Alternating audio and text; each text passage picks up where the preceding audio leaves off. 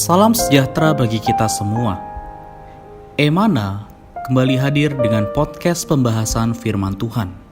Semoga firman Tuhan yang murni mampu merawat batin kita, menguatkan roh kita, dan membangun iman kita di hadapannya.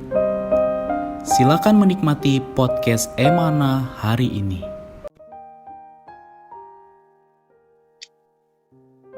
Puji Tuhan, salam damai sejahtera saudara-saudari, para pendengar podcast Emana. Syukur pada Tuhan, kami bersuka cita bisa kembali hadir melayani saudari sekalian. Dan senang sekali sedang bergabung kembali bersama dengan kita, Saudara Puji. Puji Tuhan, Saudara Puji. Amin, senang bisa bersama-sama bersekutu dengan saudara-saudari di dalam pelayanan Emana. Semoga kita semua terus disuplai, terus dikuatkan oleh firman Tuhan. Puji Tuhan. Amin. Baik, amin. Saudari, Saudara Puji akan share kepada kita satu buah topik dengan judul Menurut Bimbingan Roh Kudus. Topik ini kita ambil atau kita kutip dari satu ayat firman Tuhan di dalam kitab Kisah Rasul pasal 8 ayat 29. Lalu kata Roh kepada Filipus, "Pergilah ke situ dan dekatilah kereta itu." Puji Tuhan, dari potongan ayat juga judul yang kita bahas pada podcast kali ini. Berkat apa yang bisa dibagikan, Saudara Puji, silahkan. Amin, puji Tuhan. Saudara-saudari, tadi kita melihat satu topik yang sangat penting ya sebenarnya ya, yaitu adalah menurut bimbingan Roh Kudus. Saudara-saudari, kalau kita membaca bagian ayat ini ya, di dalam Kisah Para Rasul pasal 8, kita melihat bahwa Filipus ini yang pertama ada seorang malaikat yang berbicara kepadanya. Ya, ayat yang ke-26 dikatakan, kemudian berkatalah seorang malaikat Tuhan kepada Filipus. Ya, pembicaraan yang didapat oleh malaikat, ya mungkin kita bisa cukup membayangkan ya, karena biasa malaikat itu dia menampakkan diri, kemudian ada pembicaraan. Tetapi saudara-saudari, di ayat yang ke-29 bukan lagi malaikat yang berbicara kepada Filipus, tetapi adalah roh. Dan roh di sini adalah roh di dalam huruf kapital R besar ya. Ini menunjukkan bahwa roh di sini ini adalah roh Tuhan Yesus ya, roh Tuhan Yesus atau Roh Kudus ya, yang berbicara ya kepada setiap rasul dan murid-murid ya, juga gereja mula-mula yang ada di Yerusalem saat itu. Nah, saudara-saudari, Tuhan Yesus tidak lagi ada secara fisik bersama-sama dengan murid-muridnya, bersama dengan rasul-rasul, bersama dengan jemaat. Tetapi saudara-saudari, ada Roh Kudus. Walaupun Tuhan tidak secara jasmani bersama-sama dengan kita, tetapi haleluya, Roh Kudus itu menyertai kita ya. Amen. Saudara-saudari, amin. Tetapi tidak mudah bagi kita untuk bisa mendengar pembicaraan Roh Kudus. Ya, saudara-saudari ya. Pembicaraan Roh Kudus itu adalah suatu pembicaraan yang sangat lembut. Di dalam Alkitab, Roh Kudus ini ya oleh Rasul Yohanes digambarkan dengan pengurapan ya. Amin. Pengurapan itu bicara mengenai minyak ya. Bicara mengenai minyak. Di dalam 1 Yohanes pasal 2 ayat 27 dikatakan, sebab di dalam diri kamu tetap ada pengurapan yang telah kamu terima daripadanya. Karena itu tidak perlu kamu diajar oleh orang lain. Ya, jadi pengurapan ini mengajar. Ya, kalau pengurapan minyak, ya karena minyak itu kan benda mati ya, saudara-saudari ya. Tetapi di sini pengurapan ini dipersonifikasikan dengan satu kata kerja, yaitu mengajar. Ya, dan pengajarannya itu di ayat yang sama, di ayat 27, 1 Yohanes pasal 2, dikatakan pengajarannya itu benar, tidak dusta. Dan sebagaimana ia dahulu telah mengajar kamu, demikianlah hendaknya kamu tetap tinggal di dalam Dia. Amin. Saudara-saudari, Roh Tuhan ini ada di dalam kita. Nah, Roh Tuhan yang ada di dalam kita ini sifatnya seperti pengurapan. Ya, pengurapan itu ya seperti minyak yang diurapkan, dia itu lembut. Dia itu halus, dia tidak kasar, ya. Karena itu membutuhkan kepekaan kita, saudara-saudari. Membutuhkan kepekaan kita untuk bisa merasakan pengajaran, pengurapan oleh Roh itu. Nah, saudara-saudari, ya mari kita melihat ya orang seperti apa si Filipus ini ya. Filipus ini adalah salah satu orang yang dipilih ya untuk melayani meja. Nah, saudara-saudari, orang-orang yang dipilih itu adalah orang-orang yang berkelakuan baik ya, yang memiliki kelakuan yang baik dan dipenuhi dengan Roh. Haleluya. Wah, saudara-saudari, jadi bahkan melayani Tuhan untuk urusan sehari-hari pun, bukan untuk urusan firman-Nya, untuk urusan sehari-hari, untuk urusan kesibukan yang luaran pun dibutuhkan seorang yang dikenal baik dan penuh dengan Roh Kudus. Saudari, karena Filipus ini penuh dengan Roh Kudus ya, dan dia berkelakuan baik, maka kita bisa mengambil sedikit kesimpulannya.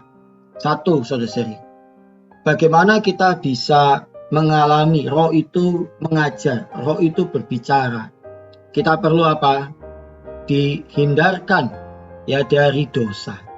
Amin, saudara-saudari. Dosa itu menghalangi hubungan kita dengan Allah. Ya, kalau saya tidak keliru ya, di dalam kitab Yeremia ya dikatakan bahwa penghalang ya antara kita dengan Allah kita itu adalah dosa-dosa kita. Saudari, Allah itu tidak kurang tajam pendengarannya untuk mendengarkan.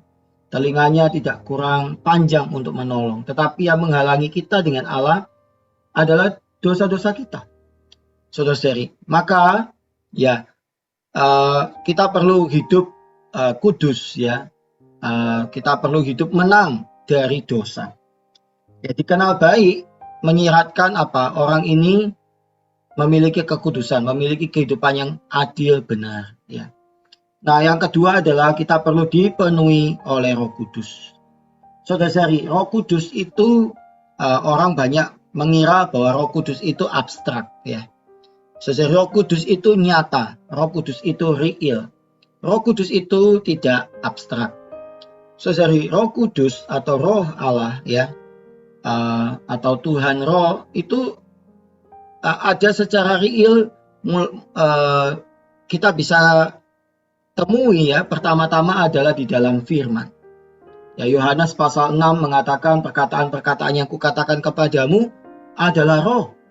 Saudara-saudari, kalau kita mau dipenuhi dengan Roh Kudus, ya tentunya kita perlu belajar dipenuhi dengan firman. Amin. Nah, hubungan kita dengan Tuhan tidak ada sekatan, tidak ada selubung, tidak ada jarak. Kemudian kita penuh dengan firman. Roh Kudus ini bisa dengan leluasa berbicara kepada kita. Amin. Nah, untuk seorang ya bersaksi ya. Jadi tema di Kisah Para Rasul ini akan adalah kesaksian ya. Saudari, kesaksian baik dari para rasul, baik dari orang-orang kudus sepermula ya. Amin. Baik oleh diaken-diaken saat itu ya. Kesaksian mereka itu tidak mereka lakukan dengan membabi buta, dengan sembarangan.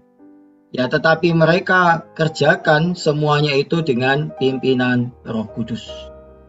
Amin. Tanpa pimpinan Roh Kudus, saudara-saudari, kita seharusnya tidak berani bertindak. Ya, kita jangan bertindak sembarangan. Memang ada satu perkataan bahwa semua orang perlu Yesus. Ya, ini benar. Nah, tetapi saudara-saudari, dalam memberitakan Injil kita juga perlu belajar pimpinan Roh Kudus. Saudara-saudari, Injil yang baik, ya, itu adalah Injil yang berasal dari Roh Kudus yang memimpin, Roh Kudus yang memerintahkan, ya, kepada kita. Amin. Saudara-saudari, kita perlu tadi kepekaan, ya. Apa yang harus kita katakan? Siapa yang harus kita temui? Ya, waktu mana yang baik? Semua ini harus berasal dari komunikasi kita dengan Tuhan yang ada di dalam kita. Puji Tuhan, saudara-saudari, ya. Semoga kita baik-baik melatih roh kita, banyak-banyak bersekutu dengan Tuhan, ya, hidup kudus di hadapan Tuhan, sehingga Tuhan dengan kita tidak ada penghalang. Kita dipenuhi dengan berbagai firman perkataan Tuhan. Amin. Sehingga Roh Kudus, ya, bisa leluasa bekerja di dalam kita. Puji Tuhan. Amin. Puji Tuhan, terima kasih Saudara Puji. Firman Tuhan yang sangat menerangi. Tadi kita melihat melalui judul yang dibahas, ada teladan yang bernama Filipus. Dia adalah contoh orang yang menurut bimbingan Roh Kudus bersaksi, berbicara bagi Yesus, berbicara bagi Injil. Nah, saudari, dari apa yang Saudara Puji sampaikan, saya menarik kesimpulan ada 3 poin tadi yang perlu kita sama-sama lihat dan pelajari, yaitu bagaimana supaya kita bisa mengalami Roh Kudus yang membimbing kita. Bukan hanya di dalam aspek pelayanan, tapi juga dalam kehidupan kita sehari-hari. Yang pertama dikatakan tadi, kita perlu terhindar dari dosa. Sebab dosa merupakan penghalang yang membuat kita tidak bisa dipenuhi oleh Roh Kudus. Nah, yang kedua dikatakan tadi, kita perlu dipenuhi oleh Roh Kudus, sebab Roh Kudus ini real, yang mana dapat kita alami, dapat kita nikmati di dalam firman Tuhan. Amin. Maka itu kita juga perlu datang kepada firman dan menikmati membaca firman Tuhan. Yang terakhir, saudari, dengan demikian hasilnya kita bisa bersaksi melalui pimpinan Roh Kudus untuk memberitakan Injil seperti yang Filipus kerjakan. Kiranya saudari, podcast kali ini boleh menerangi, juga mendorong kita semua menjadi orang-orang Kristen yang hidup menurut bimbingan Roh Kudus. Baik, puji Tuhan, terima kasih sekali lagi Saudara Puji. Dan untuk menutup podcast di dalam kasih, mari kita satukan hati kita, saudari. Saudara Puji akan mendoakan kita semua, mendoakan saudari dimanapun Anda berada. Amin. Amin. Mari kita berdoa. Tuhan Yesus, terima kasih Tuhan. Tuhan, Dikau bukanlah Allah yang jauh. Tuhan, hari ini Dikau ada di dalam kami, Tuhan. Tuhan, Dikau sebagai roh itu, Tuhan tinggal di dalam roh kami. Tuhan, Kau adalah Allah yang hidup. Tuhan, Dikau mampu berbicara. Tuhan, karena itu ajari kami mendengar. Tuhan, pengajaran pengurapan-Mu Tuhan di dalam kami. Amin. Tuhan, pengajaran pengurapan-Mu begitu lembut. Karena itu Tuhan, kami perlu melatih kepekaan rohani kami, ya Tuhan. Kami perlu Tuhan berlatih bersekutu dengan Engkau, mencari pimpinan-Mu, ya Tuhan. Tuhan, terhadap perkara menginjil, terhadap perkara bersaksi, Tuhan, kami tidak melakukannya, Tuhan, dengan sembarangan. Tuhan, menurut keinginan kami sendiri. Kami baik-baik, Tuhan, bersekutu dengan Engkau, mencari pimpinan-Mu. Tuhan, kepada siapa kami harus bersaksi, Tuhan, kapan waktunya, apa perkataan yang kami harus bicarakan, Tuhan. Semuanya harus berasal dari Engkau. Terima kasih ya Tuhan, pimpinlah kami.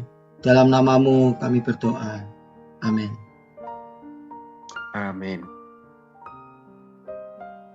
Memberkati. Sekian pembahasan firman porsi hari ini. Sampai jumpa di podcast berikutnya. Jangan lupa untuk download aplikasi Emana pada handphone Anda untuk manfaat yang lebih banyak. Tuhan Yesus memberkati.